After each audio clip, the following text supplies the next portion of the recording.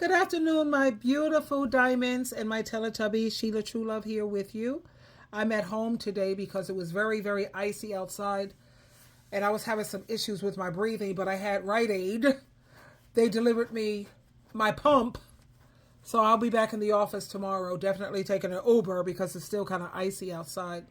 Let's talk about loneliness and feeling like you're not living a very fulfilling life. I was listening to a gentleman here. I don't know what his name is. David Banner? Yeah, David Banner. I don't know if you guys are familiar with who he is because I'm not. But he made some really good points when, it comes to dealing with loneliness. Some people feel that, okay, he's getting ready to be 50 or he's 50 and now he's looking for someone to take care of him.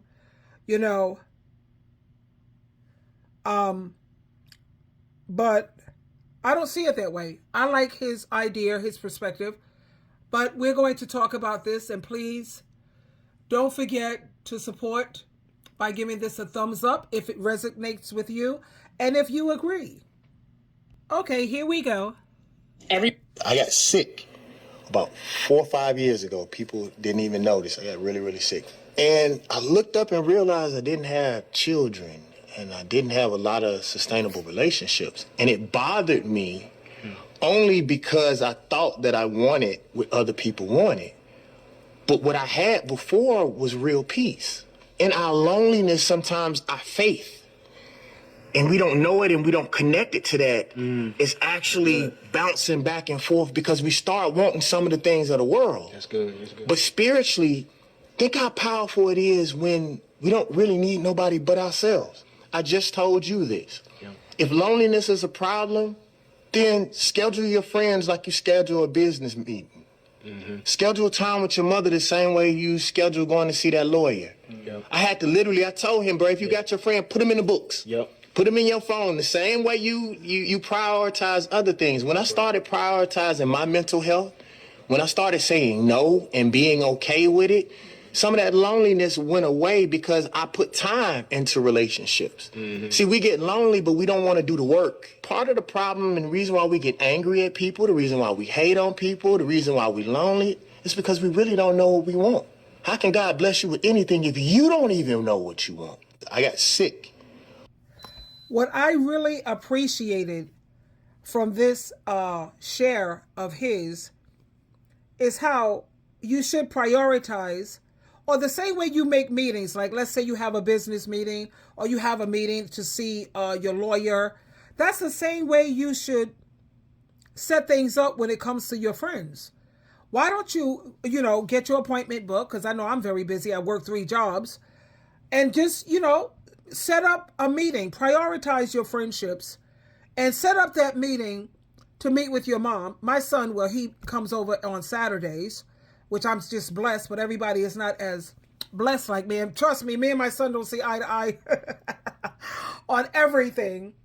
But I tell you, whenever his mother is in need, honey, this man shows up. He shows completely out, and we know how to talk things out, whether we have to go into counseling or whatever need be. Because I don't know if you've seen some of his video, honey. He be ripping me a new one, a real new one.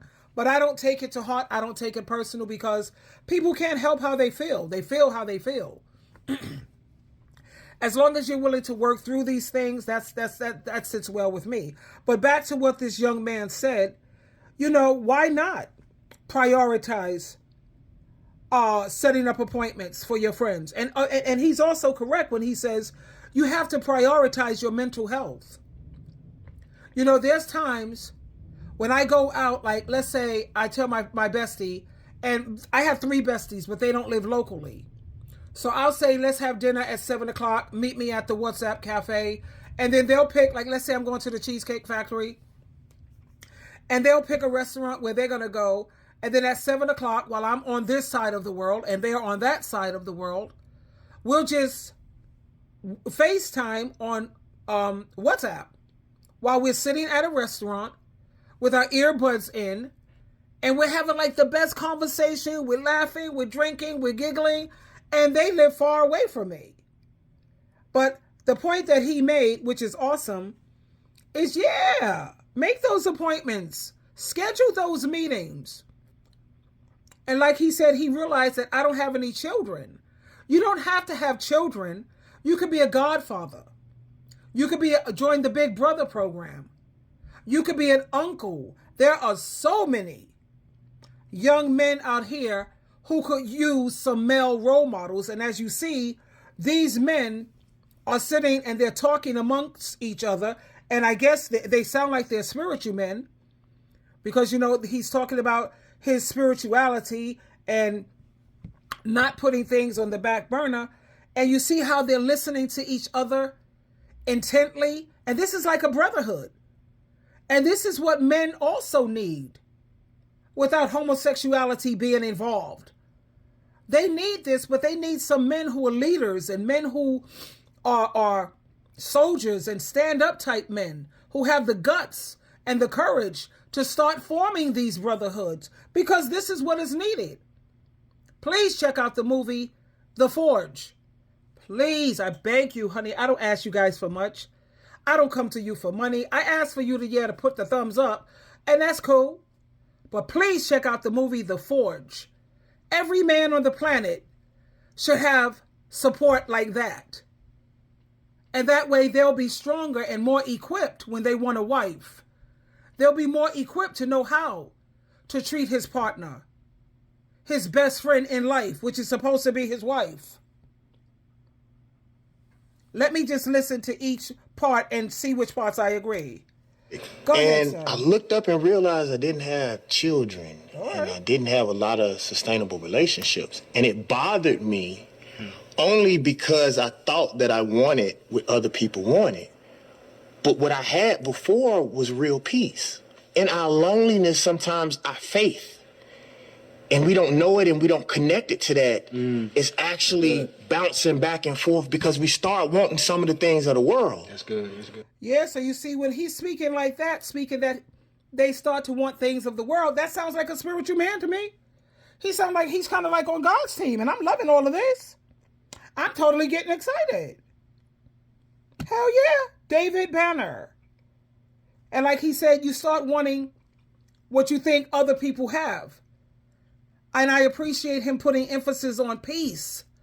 Baby, this is why I love flying solo. I have peace. I make so much more progress.